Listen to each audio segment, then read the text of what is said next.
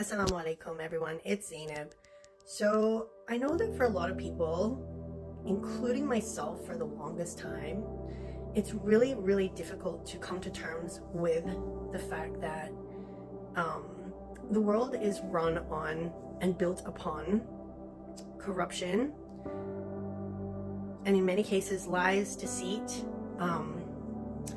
History has been created by those who are in power, who want us to believe that history happened a certain way, who want to erase certain things from history.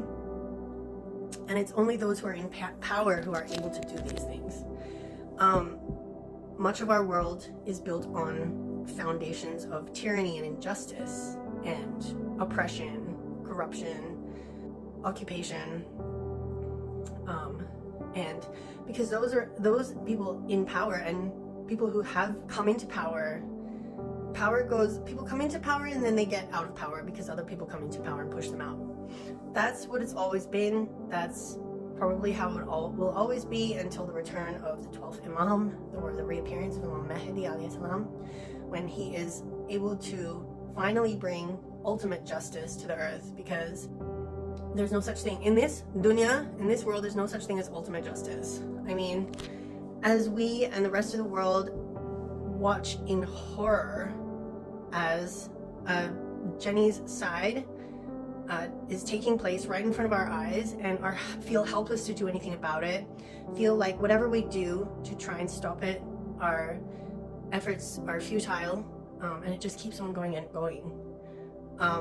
However, there has been a silent Jenny's side that has been taking place for centuries, of which the world either doesn't know about, or if they do, they turn a blind eye and they don't talk about it. They ignore it, completely ignore it.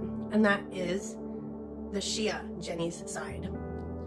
And this has been happening since the day that Prophet Muhammad, peace be upon him, and his family died. He left this earth, or very soon afterwards. And because people come into power and they have their own, they push their own narrative, and the narrative that they push is that which suits their own agenda. And that's how it's always been since the day the Prophet died and other people came into power. Even though he nominated, Allah subhanahu wa ta'ala nominated a successor to the Prophet, peace be upon him and his family. And that successor, the Prophet himself, announced to the Ummah in front of tens of thousands of people on more than one occasion. He did it during his farewell Hajj sermon in Mecca, and then he did it 13 days later at a place called Al-Gadir, where he announced the nomination by Allah subhanahu wa ta'ala that Imam Ali alayhi salam would be his successor. But because that didn't go down well with the people who wanted to take power after the Prophet,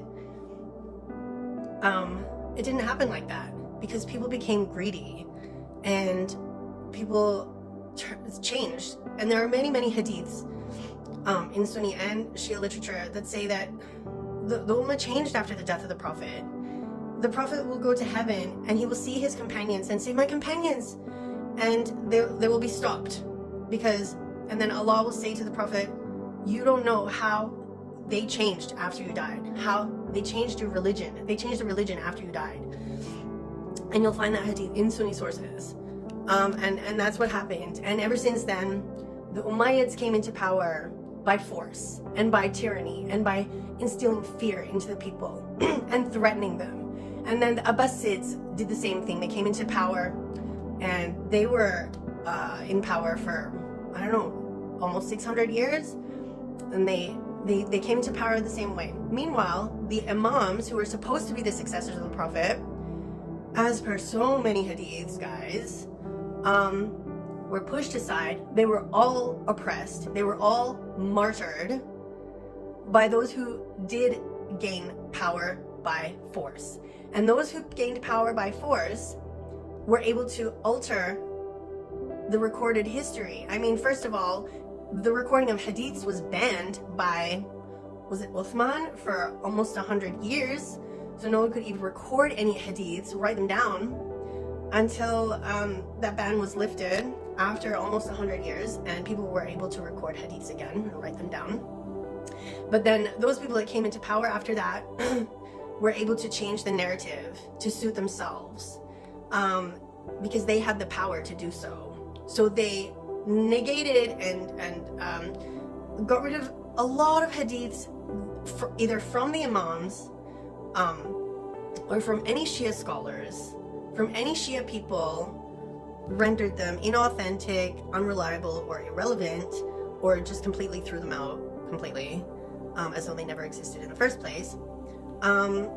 Because that suits their narrative that the imams are irrelevant and had nothing to do with succeeding the prophet at all, or any kind of leadership, or any kind of role in protecting and preserving the religion of Islam.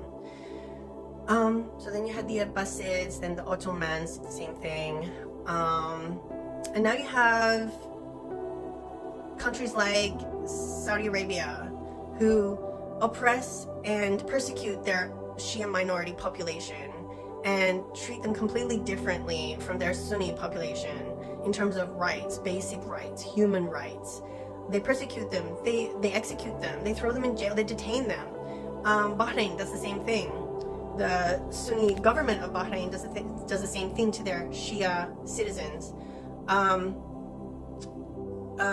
You have Syria does the same thing. Afghanistan do the same thing to their Hazara population.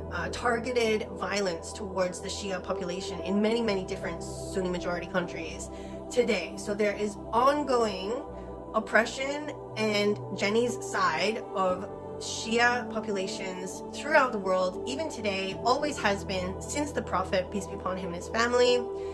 And this is a silent, this is no one's talking about it. No one's talking about it either because they don't know, because no one talks about it, or because they don't want to talk about it, because they don't want to draw attention to it, because they want to pretend it's not happening. They want to pretend that Shia people don't exist at all, because, and like, you want me to believe that I've been misled? I think you need to check yourself. You need to check yourself. You need to look at history and get out of this bubble of ignorance that you enjoy living in, because you're gonna have to answer for your actions on the day of judgment. And I feel sorry for you, actually.